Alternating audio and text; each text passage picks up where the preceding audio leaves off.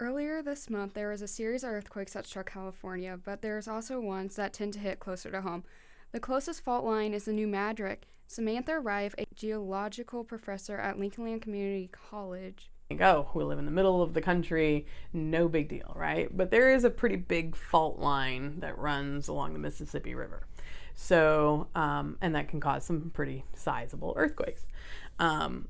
Is it as dangerous as California? Probably not, but it's still something to be aware of, right? The New Madrid Fault is unique in many ways. It's not a normal fault line such as the ones in California.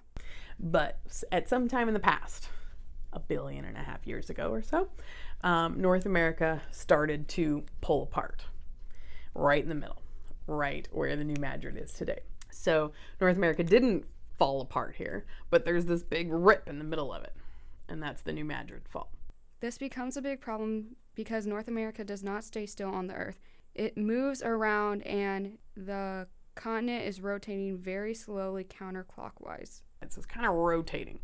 And this spot right in the middle is kind of like if you take a piece of paper and you rotate it, but you hold the piece in the middle still, and it starts to bunch up and wrinkle, right? And so the New Madrid's kind of this wrinkle. In fact, if you dig down to where the fault is, you can see the rock bunching up. When the rocks are bunched up like this, they are under a tremendous stress from the movement of the rocks around it. This can be dangerous if it's not released. It's taking in energy. It's taking in static energy. And so that energy builds up and builds up and builds up and builds up and builds up and builds up until that stretching, that ripped part is going to release that energy, and it's going to cause an earthquake. So why do we not feel more earthquakes here? If you look at any earthquake maps, it does it regularly. We have lots and lots of earthquakes in Illinois. They're usually little. You're never going to notice them, and that's a good thing. You want lots of little earthquakes, because if you don't have lots of little earthquakes, then you get a few really big earthquakes. The last major earthquake in the New Madrid Fault was in 1812, yet scientists do not know how strong it actually was because of the lack of technology. 1812, 1813, we had some big earthquakes. We didn't have any way of measuring them at the time.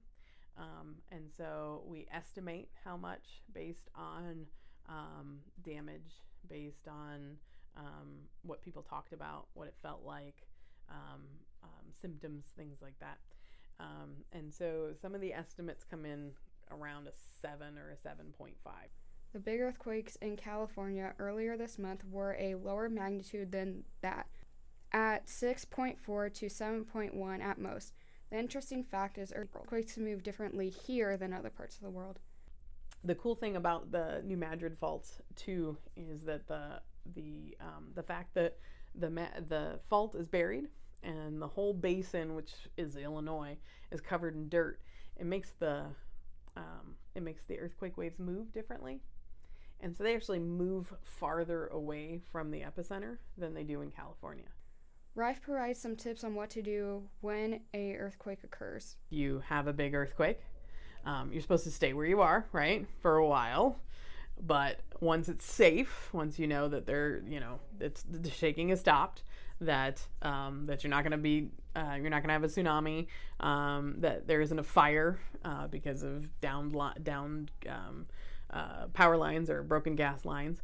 Once all of that, then you need to leave the building you're in. In the past, there have been multiple big earthquakes, so it's better to be prepared for one of them than shocked by one.